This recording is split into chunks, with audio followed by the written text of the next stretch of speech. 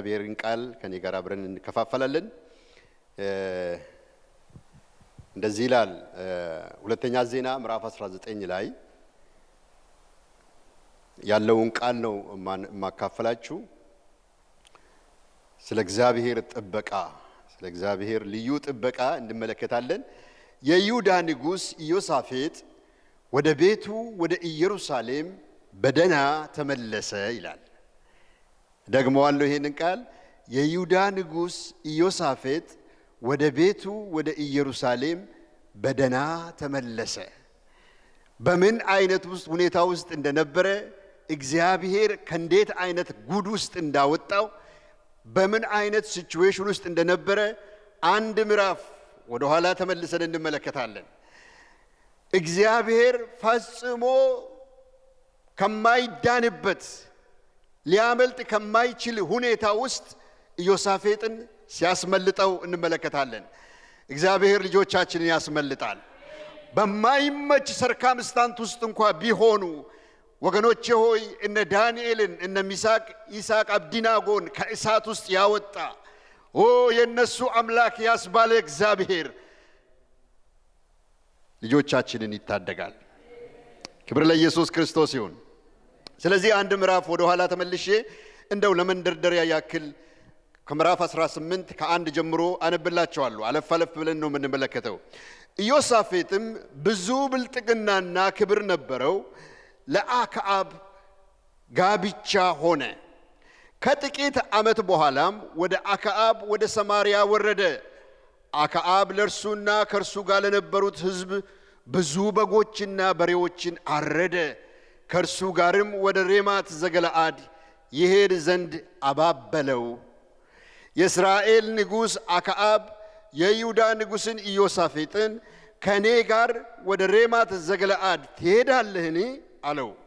እርሱም እኔ እንደ አንተ ነኝ፣ ሕዝቤም እንደ ሕዝብ ናቸው፣ በሰልፍ ካንተ ጋር እሆናለሁ ብሎ መለሰለት።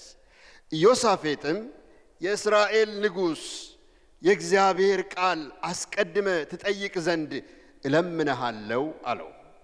የእስራኤልም ንጉሥ ነቢያቱን 400 ሰዎችን ሰብስቦ ወደ ሬማ ዘገለአድ ለሰልፍ ሊሂድን ወይስ ልቅር አላቸው።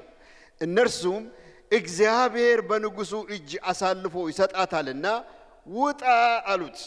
ኢዮሳፌጥ ግን እንጠይቀው ዘንድ የእግዚአብሔር ነቢይ የሆነ ሌላ ሰው በዚህ አይገኝምን? አለ። የእስራኤል ንጉሥ ኢዮሳፌጥ እግዚአብሔር የምንጠይቅበት አንድ ሰው አለ፣ ነገር ግን ሁል ጊዜ ክፉ እንጂ ከቶ መልካም ትንቢትን አይናገርልኝምና እጠላዋለሁ፣ እርሱም የይምላ ልጅ ሚክያስ ነው አለው። ኢዮሳፌጥም ንጉሥ እንዲህ አይበል አለው። እስቲ ንጉሥ እንዲህ አይበል በሉ። ንጉሥ እንዲህ አይበል። የእስራኤል ንጉሥ አንድ ጀንደረባ ጠርቶ የይምላ ልጅን ሚክያስን ፈጥነ አምጣ አለው። የእስራኤል ንጉሥና የይሁዳ ንጉሥ ኢዮሳፌጥ ልብሰ መንግሥት ለብሰው በሰማርያ በር መግቢያ አጠገብ በአደባባይ በዙፋኖቻቸው ላይ ተቀምጠው ነበረ። ነቢያትም ሁሉ በፊታቸው ትንቢትን ይናገሩ ነበረ። የኢከናን ልጅ ሴዴቅያስም የብረት ቀንዶች ሰርቶ እግዚአብሔር እንዲህ ይላል፣ ሶርያውያንን እስኪጠፉ ድረስ በእነዚህ ትወጋለ አለ። ነቢያት ሁሉ እግዚአብሔር በንጉሡ እጅ አሳልፎ ይሰጣልና ወደ ሬማት ዘገለአድ ሂድና ተከናወን እያሉ እንዲሁ ትንቢት ይናገሩ ነበረ። ሚክያስ ሊጠራ የሄደ መልእክተኛ እነሆ ነቢያት በአንድ አፍ ሆነው ለንጉሡ መልካምን ይናገራሉ፣ ቃልህም እንደ ቃላቸው እንዲሆን መልካም እንድትናገር እለምንሃለሁ አለው። ሚክያስም ሕያው እግዚአብሔርን አምላኬ የሚለውን እርሱን እናገራለሁ አለ። እስቲ ሕያው እግዚአብሔርን በሉ። ሕያው እግዚአብሔርን አምላኬ የሚለውን እርሱን እናገራለሁ። ከዛ በኋላ ወደ ታች ሰዓታችን ጊዜ እንዳይወስድብን ወይ ደግሞ እንጨርሰው። ወደ ንጉሡም በመጣ ጊዜ ንጉሡ ሚክያስ ሆይ ወደ ሬማት ዘገለዓድ ለሰልፍ ልሂድን ወይስ ልቅር አለው። እርሱም ውጣ ተከናወን፣ በእጅ አልፎ ይሰጣሉ አለ።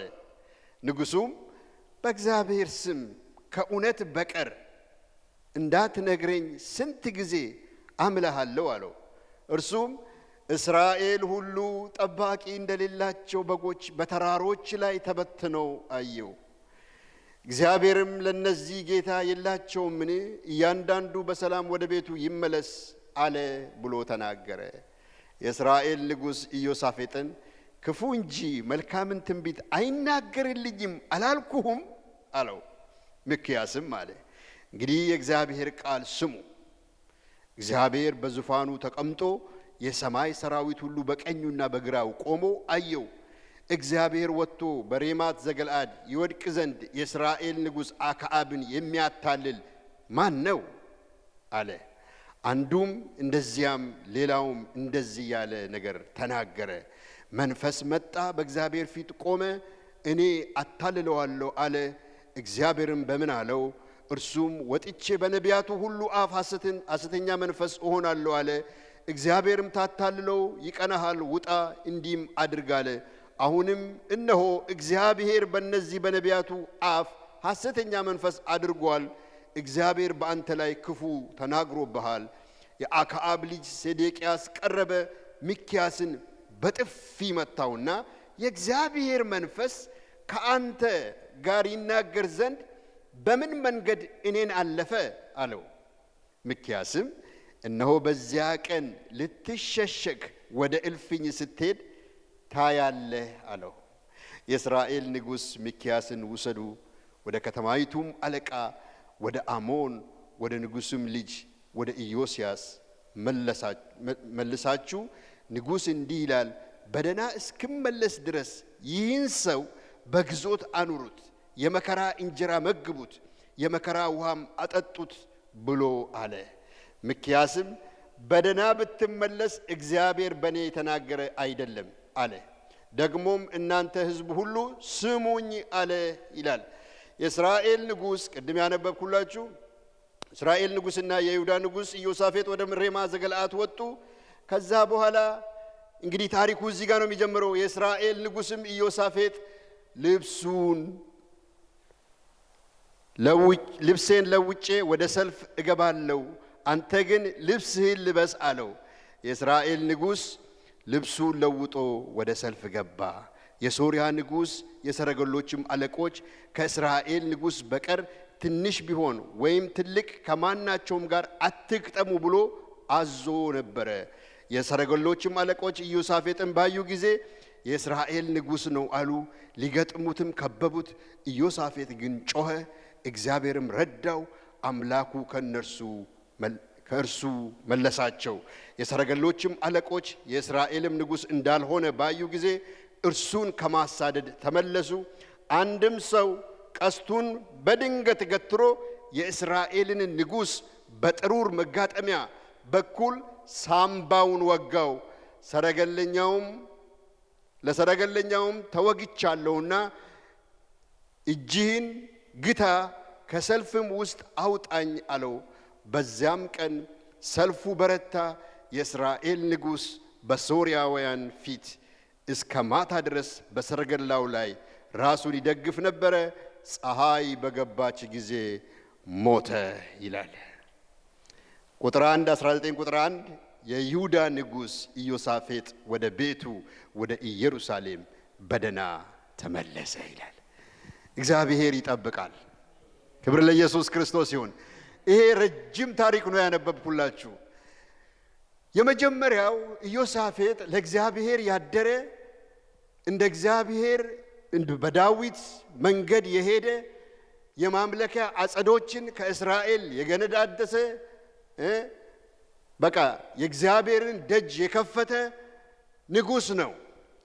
ይሄ ሰው የይሁዳ ንጉሥ ነው። ነገር ግን ማድረግ የማይገባውን ነገር ሲያደርግ እንመለከታለን። ምንድነው ያደረገው? ከማይመች ሰው ጋር ግንኙነት ሲፈጥር ማለት ከእስራኤል ንጉሥ ጋር ሲወዳጅ፣ ከአክዓብ ጋር ሲወዳጅ እንመለከታለን። አክዓብ ማለት ወገኖች ሆይ ታውቃላችሁ ኤልዛቤልን ያገባ እንደገና ጣዖትን ወደ መቅደስ ያመጣ ብዙ ሜሳፖችን ያደረገ ሰው ነው። የይሁዳ ንጉሥ ኢዮሳፌጥ ልጁን ለአክዓብ ለኢየሩሳሌም ንጉሥ ልጅ ሰጠና ተጋቡ። ሲጋቡ ወገኖቼ ሆይ አማቻችሁን እንግዲህ አንዴ ከተጋባችሁ በኋላ ይሄ እንዲህ ነው ይሄ እንዳ ነው ማለት አትችሉም። እኛ ሀገር ጆን ሊያውቀው ይችላል። አንድ የሚባል ነገር አለ። ወደ እነዚህ ጥቁሮች አሉ ወደ ሱዳን ጠረፍ ያሉ ሰንቀላዎች ይባላሉና ክረምት ወደ እኔ ቤት አትምጣ አላልኩም ወይ አማቼ? ስለምን ክረምት ወደ ቤቴ ትመጣለህ ብላ እንግዲህ የደረስክበት ምናምን ይለዋል። ለምን ክረምት እነሱ የሚበሉት ዘንዶ ነው የሚበሉት። እና ክረምት አትምጣ ገነን ፊንጀና እንደምት ሶድ ይላል እና ብላ እንግዲህ እና መጀመሪያ አማች መሆን አልነበረበትም ኢዮሳፌጥ። ከማን ጋር? ከአክዓብ ጋር። አክዓብ ጣዖትን የሚያመልክ ነው። አክዓብ መጽሐፍ ቅዱስ እንኳን ሲናገር እንደ አክዓብ በሴት ተሸንፎ አማልክቶቹን ጠቅላላ እንደ አክዓብ ወደ ኢየሩሳሌም ያስገባ እንደሱ ያለ ሰው የለም ይላል መጽሐፍ ቅዱሳችን። ምን ይላል? በሁለተኛ ቆሮንቶስ ምዕራፍ 6 ቁጥር 14 ላይ ከማያምኑ ጋር በማይመች አካሄድ አትጠመዱ፣ ጽድቅ ከአመጽ ጋር ምን ተካፋይነት አለው? ብርሃን ከጨለማ ጋር ምን ህብረት አለው? ክርስቶስ ከቤሉሄር ጋር ምን መስማማት አለው? ወይስ የሚያምን ከማያምን ጋር ምን ክፍል አለው? ለእግዚአብሔር ቤተ መቅደስ ከጣዖት ጋር ምን መጋጠም አለው? እኛ የሕያው የእግዚአብሔር ቤተ መቅደስ ነንና። እንዲሁ እግዚአብሔር ተናገረ እንዲህ ሲል በእነርሱ እኖራለሁ፣ በመካከላቸው እመላለሳለሁ፣ አምላካቸው እሆናለሁ፣ እነርሱም ሕዝቤ ይሆኑኛል። ክብር ለኢየሱስ ክርስቶስ ይሁን። አንዴ ለእግዚአብሔር ከተለየን ወገኖቼ ሆይ በምንም መልኩ መጠላለፍ የለብንም። በምንም መልኩ ወገኖቼ ሆይ በማይመች አካሄድ እነሆ ከአሕዛቦች ጋር ተደባልቀን እንድንገኝ መጽሐፍ ቅዱሳችን አይመክረንም። ክብር ለኢየሱስ ክርስቶስ ይሁን። ታዲያ ይሄ የይሁዳ ንጉሥ ሄዶ ልጁን ለማን ይሰጣል? ለአክዓብ ለኢየሩሳሌም። ታውቃላችሁ ሰለሞን በቃ ኃጢአትን ሲሰራ እግዚአብሔር ምን አለው? ባንተ መንግስት ባንተ ዘመን ምንም ነገር አላደርግም፣ ግን በልጆች መንግስት ዘመን ግን እስራኤል እንደምትከፈል እግዚአብሔር ተናገረ። ምን አለ? ከዛ በኋላ ሮቢዓም የሚባል የሰሎሞን ልጅና ኢዮሮቢዓም የሚባል ደግሞ የይሁዳን ንጉሥ ለሁለት ከፈሉ። የሰሜኑ ንጉሥ 10ሩን ነገድ ሲወስድ የደቡቡ ደግሞ ይሁዳንና የቢንያምን ነገድ ይዞ ደቡብ ለብቻ የይሁዳ ንጉሥ ተብሎ ተጠራ። እንግዲህ የይሁዳ ንጉሥ የሆነው ነው ይሄ ኢዮሳፌጥ። የሰሜኑ የ10ሩ ነገድ ንጉሥ ደግሞ አክዓብ ነው። እና አንዴ ከተወዳጁ በኋላ አንዴ አማች ከሆኑ በኋላ ከዛ በኋላ ጋበዘው። ማን? አማቹ የሰሜኑ ንጉሥ ጋበዘውና ና አለው። ግብዣ ተደረገለት። ብዙ በሬ ብዙ በጎችን አረደለት ይላል። ቅድም ሳነብላችሁ አስተውላችሁ እንደሆነ ከግብዣው በኋላ ደግሞ ከኔ ጋር ወዴት? ወደ ሬማ ዘገለአድ ውረድ፣ ወደ ሰልፉ አብረን እንውረድ አለው። ከዛ በኋላ ኢዮሳፌጥ ግን አንድ ነገር ከማድረጉ በፊት የለመደው ነገር አለ፣ እግዚአብሔርን የሚጠይቅ። እስቲ እግዚአብሔርን እጠይቃለሁ በሉ። እግዚአብሔርን እጠይቃለሁ። ለምታደርጉት ነገር ሁሉ ወገኖቼ ሆይ የትዳር አጋሮቻችሁን እንኳን እንደምታማክሩ እግዚአብሔርን አማክሩት። ጌታ ሆይ ፍቃድ ነውን እንደዚህ ለማድረግ በሉ። እግዚአብሔር በአንድም በሌላም ይናገራል። ከዛ በኋላ እሺ አለ። ለመሆኑ እግዚአብሔርን ጠይቀሃል? ወደ ሬማ ዘገለአድ ወደ ሰልፍ ለመሄድ እግዚአብሔርን ጠይቀሃል ወይ ብሎ የእስራኤልን ንጉሥ በጠየቀው ጊዜ አሉ እኮ ነቢያቶች አለና የራሱ ነቢያቶች ለሱ ትንቢት የሚናገሩለትን 400 ሰዎችን ጠራ። 400 ሰዎችም ጠርቶ ትንቢት መናገር ጀመሩ። ምን እያሉ? ሂድ እግዚአብሔር ካንተ ጋር ነው፣ ኮንከር ታረጋቸዋለህ፣ ታሸንፋቸዋለህ ብለው ተራ በተራ መናገር ጀመሩ። እንዳውም አንዱ ይላል መጽሐፍ ቅዱስ ጦር ከብረት ላይ ቀስት ሰራና እየወጋጋ እንደዚህ ወግተህ ትጨርሳቸዋለህ፣ እግዚአብሔር ካንተ ጋር ነውና ውጣና ተከናወን አሉት። ያ ግን አልተዋጠለትም። የይሁዳ ንጉሥ ግን ሌላ ሰው የለም እንዲህ አለ። 401ኛ ሰው ፈለገ። ሌላ ሰው እግዚአብሔር የሚናገርበት አንድ ሌላ ሰው የለም ወይ ብሎ ጠየቀ። ከዛ በኋላ የእስራኤል ንጉሥ አክዓብ አንድ ሰው አለ ሚክያስ የሚባል ስለኔ መልካም ነገር አያወራም፣ አንድም ቀን መልካም ትንቢት ተንብዮልኝ አያውቅም፣ ቢጠራና ቢመጣ አሁን ሌላ ነገር ነው የሚያወራው። ስለዚህ ይምጣ እስቲ ልስማው አለ የይሁዳ ንጉሥ።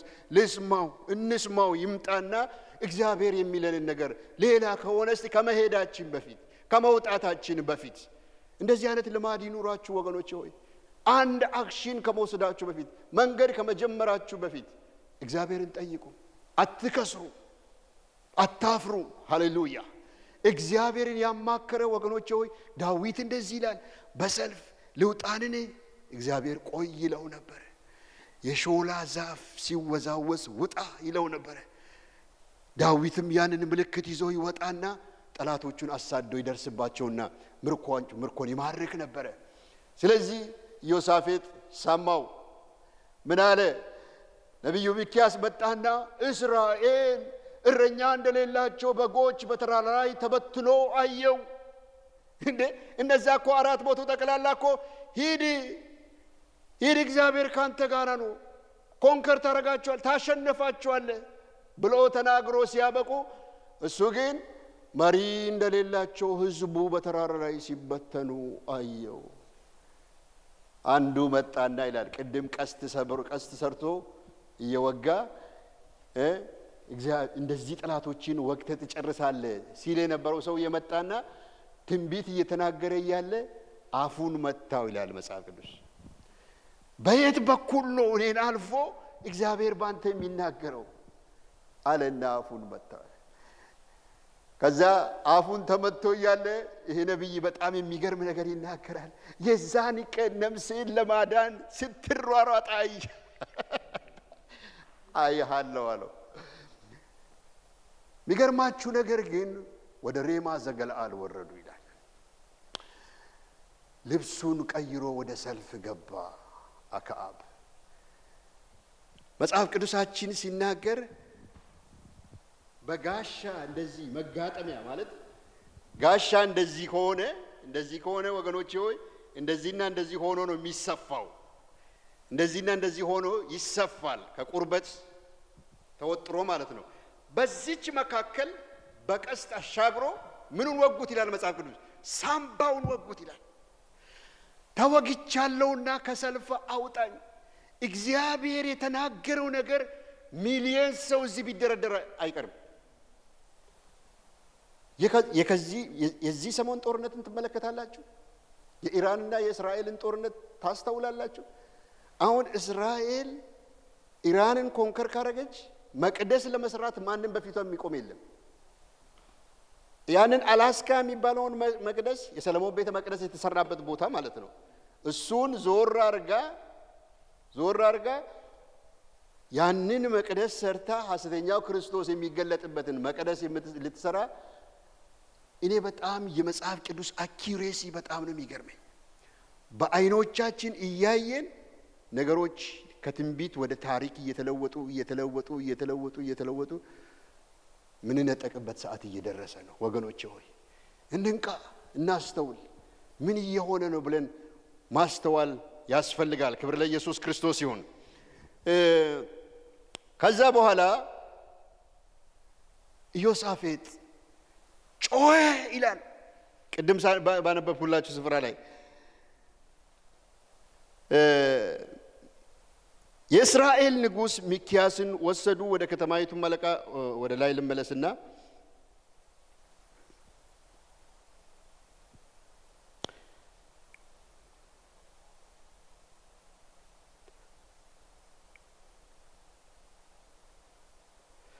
ሚክያስም አለ እንግዲህ የእግዚአብሔር ቃል ስሙ፣ እግዚአብሔር በዙፋኑ ተቀምጦ የሰማይ ሰራ ኦኬ ወደ ታች ልውረድና ላንብብላችሁ። የእስራኤልም ንጉሥ ሚክያስን ውሰዱ፣ ወደ ከተማይቱም አለቃ ወደ አሞን ወደ ንጉሱም ልጅ ወደ ኢዮአቄም መልሳችሁ ንጉሱም እንዲህ ይላል፣ በደህና እስክመለስ ድረስ ይህን ሰው በግዞት አኑሩት፣ የመከራ እንጀራም መግቡት፣ የመከራ ውሃም አጠጡት በሉ አለ። ሚክያስም በደህና ብትመለስ እግዚአብሔር በእኔ የተናገረ አይደለምን አለው። ደግሞም እናንተ ሕዝብ ሁሉ ስሙ አለ። ክብር ለኢየሱስ ይሁን። የእስራኤል ንጉሥና የይሁዳ ንጉሥ ኢዮሳፌጥ ወደ ሬማ ዘገለአድ ወጡ። የእስራኤልም ንጉሥ ኢዮሳፌጥ ልብሴን ለውጬ ወደ ሰልፍ እገባለሁ፣ አንተ ግን ልብሴን ልበስ አለው። የእስራኤል ንጉሥ ልብሱን ለወጠ፣ ወደ ሰልፍም ገቡ። የሶርያ ንጉሥ የሰረገሎችም አለቆች ከእስራኤል ንጉሥ በቀር ትንሽ ቢሆን ወይም ትልቅ ከማናቸውም ጋር አትግጠሙ ብሎ አዞ ነበረ። የሰረገሎችም አለቆች ኢዮሳፌጥን ባዩ ጊዜ የእስራኤል ንጉሥ ነው አሉ። ሊገጥሙትም ከበቡት። ኢዮሳፌጥ ግን ጮኸ ይላል። ክብር ለኢየሱስ ክርስቶስ ይሁን። እግዚአብሔር ረዳው፣ አምላኩ ከነርሱ መለሳቸው ይላል። የሁላችሁ ወገኖቼ ሆይ አንዳንድ ጊዜ እግዚአብሔርን ሳናማክር ዘለን በሁኔታ ውስጥ እንጠመዳለን፣ እንያዛለን። ስንያዝ ግን መጨረሻ አይደለም እሱ። አንድ ነገር እናድርግ፣ እንጩህ ወደ እግዚአብሔር። ከመጮው ዝም አትበሉ።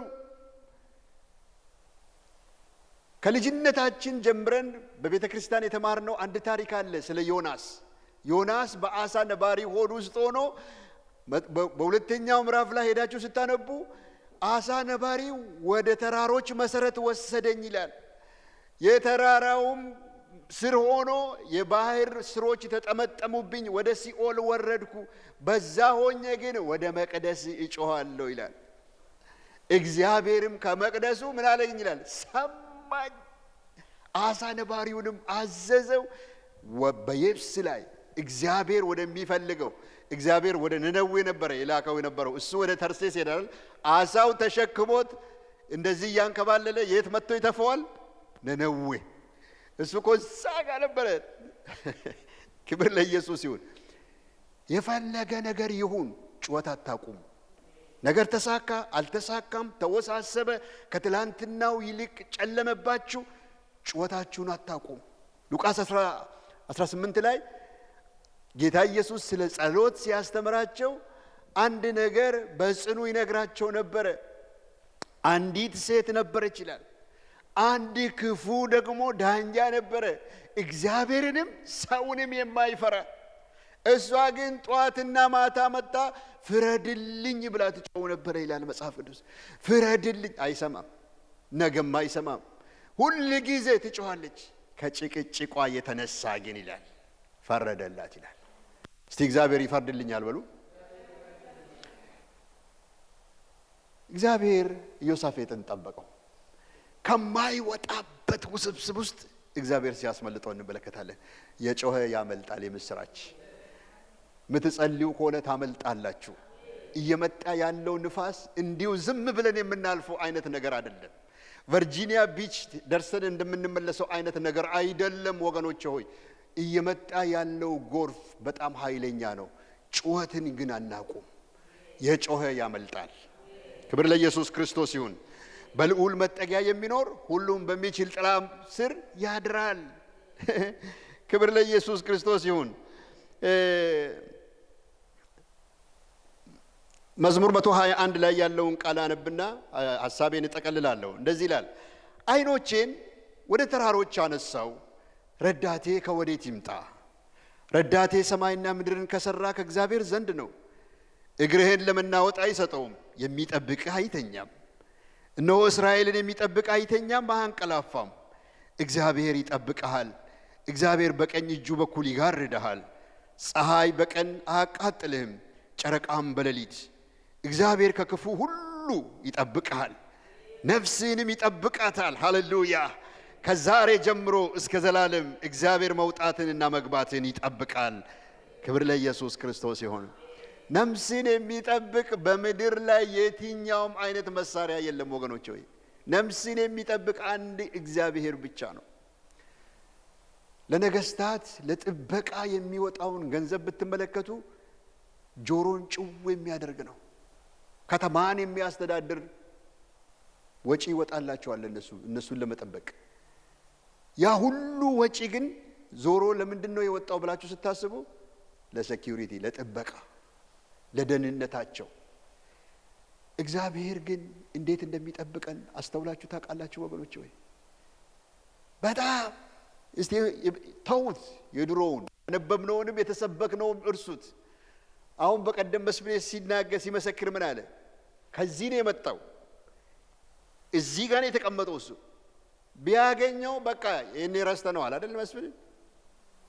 ምንም ግን እግዚአብሔር ሲጠብቅ፣ ሃሌሉያ! ምን ይላል እዚህ ጋር? እግርህን ለመናወጥ አይሰጠውም፣ የሚጠብቅ አይተኛም አይተኛም። አባት እኔ አባት ነኝ፣ ልጄ ሕፃን ሆና እምጠብቅ ይመስለኛል፣ ግን እኔም አንቀላፋለሁ፣ እሷም ትተኛለች። የሚጠብቀን ግን አንድ ነው፣ እሱም የማይተኛ እግዚአብሔር። ሃሌሉያ! በሁለተኛ ዓለም ጦርነት ጀርመን የቤቱ እየገቡ እየሰበሩ በቃ ይፈትሻሉ፣ መሳሪያ ይተኩሳሉ። ከዛ አንዲት ሴት አገኙ ይባላል። በሯን ዘግታ ትተኛለች። ያ ሁሉ መሳሪያ ሲተኮስ አትሰማም። ብሮ ሲገቡ እሷ ተኝታለች። እንዴ ይሄ ሁሉ ነገር ሲሆን አንቺ የት ነሽ? እንዴት አትሰሚም? እንዴትስ ታንቀላፋለሽ? አይ ሁለታችንም ከምንነቃ አንዳችን አትሊስት እንኳ እንተኛ ብዬ ነው። ማን ነው እሱ? ማን ነው የማያንቀላፋው? እግዚአብሔር አባቴ። ሃሌሉያ! በልዩ ሴኩሪቲ ውስጥ እንዳላችሁ ታውቃላችሁ። ሁሌ ጊዜ ይሄንን አስተውሉ ወገኖች ሆይ። ኢዮብ ምዕራፍ 1 ላይ ሰይጣኑ ከወዴት መጣ አለው እግዚአብሔር። ምድርን ዞርኩ ተመላለስኩባትም፣ ባሪያዬን ኢዮብን አይተኸዋል? ሰይጣን አንድ ነገር መለሰ፣ ለሱማ የእሳት ቅጥር አድርገህለት። እንዴት አድርጌ? ከዚህ በፊት ተናግሬ ያለው እባብን የሚይዘው ነገር የለም። ግንብ ብትገነቡ ግንብ ላይ ሮጦ ይመጣል። ውሃ ብታረጉ ነምሱ ነው። እሱማ እንዴት እንደሚወናጨፍ ውሃ ላይ። አፈር ምናምን ብትከምሩ ይመጣል። አንድ ግን የማይደፍረው ነገር አለ፣ እሳት። የእሳት ቅጥር በዙሪያችሁ አለ። እናንተን የሚጠብቅ የኤሌክትሪክ ፌንስ አይደለም። ሃሌሉያ! ልዩ የእግዚአብሔር እሳት ይጠብቀናል። ብዙ ጊዜ ከመናፍስት ዓለም የሚመጡ ሰዎችን እኔ አጋጣሚ ሆኖ መቹ ያስታውሰው እንደሆነ አላውቅም። አንድ በዚህ ምንድነው እዚህ ኦልድ ታውን እንኳን ቻፕል ያላቸው ስሙ ጠፋብኝ።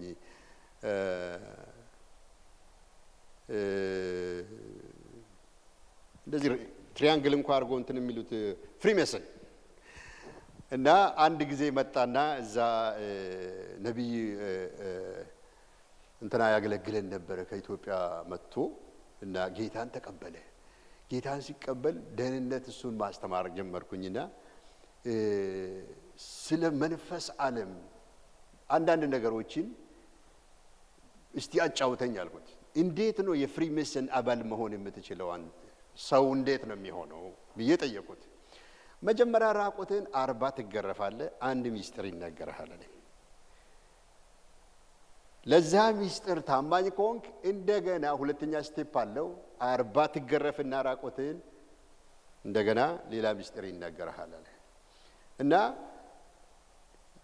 ስለ አሜሪካ ፕሬዝዳንቶች ያወራል። ከትራምፕ በስተቀር ሁላቸውም የፍሪሜሰን አባል ናቸው። ሁላቸውም ይመጣሉ፣ በቻፕል ላይ እንገናኛለን። ይሄ ሰውዬ የመጀመሪያ ኢትዮጵያዊ ሊከር ስቶር የዊስኪ ምናምን የአረቄ ቤት ያለው 11 የአረቄ ቤት ነበረው እዚህ ዲኤምቪ በቃ ቨርጂኒያ፣ ሜሪላንድ፣ ዲሲ ውስጥ ማለት ነው። እነዚህ የዳማ ሬስቶራንት ምናምን የነበሩ የነሱ ነበረ። ከሱ ላይ ነው ለሰዎች እየሸጠ ምናምን እሱ አሁን ሀባ 5 ሳንቲም የለው።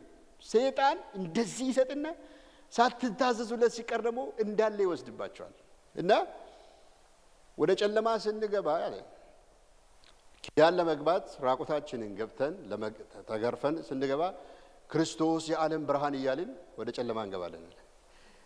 እና የሚነገረን ሚስጥር ሁሉ ከመጽሐፍ ቅዱስ ጋር እየጠቀሱ ነው የሚነግሩን አለ። ሰይጣን ሁሉን ነገር ውሸት አይናገርም አለ። 75%ን እውነት ይናገርና 25%ን ውሸት ቀላቅሎ ይሰጣል አለ። እና አንዳንድ ነገሮችን ጠየቁት።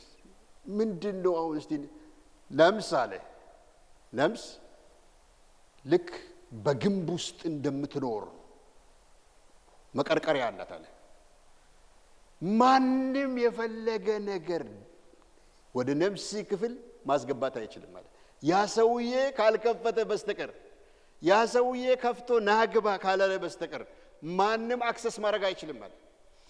ለዚህ ነው መጽሐፍ ቅዱሳችን ሲያስተምር በነፍስ ውስጥ ስንት ነገር አለ ይላል? 3 ነገር አለ።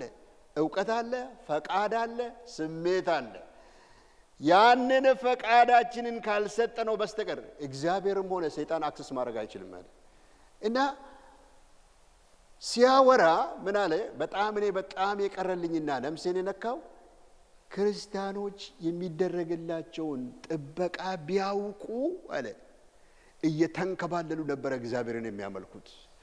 ነፍስ አይቀርላቸውም ነበር።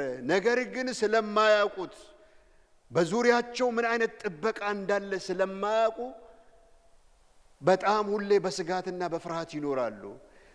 አንድ ሰው በክርስቶስ የሆነ ግን እሱን አክሰስ ለማድረግ ሰይጣን አይችልም ማለት። ሲመጣበት ራሱ የትና የት ገና ሰውየው ከዚህ እንደመጣ ከማይል በፊት ነው መንገድ የሚለቁለት አለ። እኛ ግን እንደዚህ አይደለም። እኛ ግን እንደተባልን እየኖርን አይደለም ወገኖች ሆይ። ገብቶን እየተመላለስን አይደለም። የሚጠብቀን አይተኛም፣ የሚጠብቀን አንቀላፋም።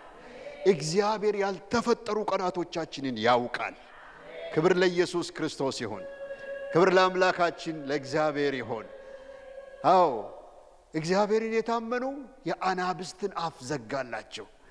እግዚአብሔርን የታመኑ ከእሳት ኃይል ወጡ ይላል መጽሐፍ ቅዱስ። ሴቶች ሙታናቸውን ተቀበሉ ይላል። እግዚአብሔርን የታመኑ ይኸውላችሁ ሳኦል መንግስት ነው። መንግስት ኢነሴንስ እንግዲህ ተመልከቱ። አሁን ለምሳሌ የኢትዮጵያ መንግስት አብይን ውሰዱ። ስንት ጦር አለው? ያ ሁሉ ጦር አንድን ሰው ሲያሳድድ ጧትና ማታ ያሳድደዋል። ሳኦል በቃ ዳዊት እንዳውም ይመጣና ለምንድነው ንጉሥን የማትጠብቁት? የውሃ መጠጫውን ይዞ ይሄዳል። ሌላ ጊዜ ደግሞ ጨርቁን ይቆርጣል። አረ ንጉሱን ጠብቁት ልጄ ዳዊት ይላል እሱ። ግን እንደዛ ብሎ ማይተውም በግድግዳ ጋር ሊያጣብቀው። እግዚአብሔር ግን ይጠብቋል። እግዚአብሔር ግን ያስመልጣል። ዛሬ የምትፈሩት ነገር አለ? ዛሬ ግራ የገባችሁበት ነገር አለ? እግዚአብሔር ያስመልጣል። እግዚአብሔር ከናንተ ጋራ ነው። ኢዮሳፌጥን ከዚህ ጉድ ያወጣ እግዚአብሔር እኛና ልጆቻችንን ያወጣል። ለጥፋት አትወልዱም ተብሎ እንደተጻፈ ዛሬ በአባቶች ቀን አውጃለሁ። በኢየሱስ ክርስቶስም ልጆቻችን ያመልጣሉ። በኢየሱስም ያመልጣሉ። ጌታ ሆይ እናመሰግንሃለን። የኢዮሳፌጥ አምላክ የእኛም አምላክ ነህ። ከከበባ የምታወጣ ከሞት የምታስመልጥ ራባጋላ ባሳንታ ቦሬሌ ቤጌሬሌ ቤሳንቶ ሊገሉት የመጡትን ከነዛ ሁሉ ከበባ ወደ አንተ በጮኸ ጊዜ ያስመለጥከው እግዚአብሔር በዚህ ጉባኤ መካከል አስመልጠኝ ብላ በምትጮው ነፍስ እግዚአብሔር አምላክ ሆይ እንድታስመልጥ የከበባትን እግዚአብሔር አምላክ ሆይ ጥሳ እንድትወጣ አቅም እንድትሆናት ጉልበት እንድትሆናት ጥበቃዋን እንድትረዳ ማስተዋልን እንድትሰጣት አቤቱ ጥበቃ እንደሌላቸው እግዚአብሔር አምላክ ሆይ እንዳትጨው ዛሬ ተብሎ በሚጠራ በዚህ ቀን ውስጥ እግዚአብሔር በማን እንደምትጠበቅ በየትኛው ንጉሥ በሰማይና በምድር አባትነት ከሚሰየምበት በሱ እንደምትጠበቅ ትረዳ ዘንድ በኢየሱስ ስም ጸለይኩኝ። እናመሰግንሃለን። እግዚአብሔር አምላክ ሆይ በቲቮዞ ብዙ ሆኖ ሰዎች ስለተነበዩ ከሰዎች ጋር እንዳንተነብይ ብዙዎች ስለተናገሩ እግዚአብሔር እኛም ከነሱ ጋር ብለን በደቦ እንዳንወጣ በልዩነት እንድንቆም እግዚአብሔር በኢየሱስ ክርስቶስ ስም እንደ ባሪያ እኛም እውነተኞች እንድታረገን በልዩነት እንድንቆም በኢየሱስ ክርስቶስ ስም እርዳን። ስለ ሁሉ ተባረክ። እንወድሃለን።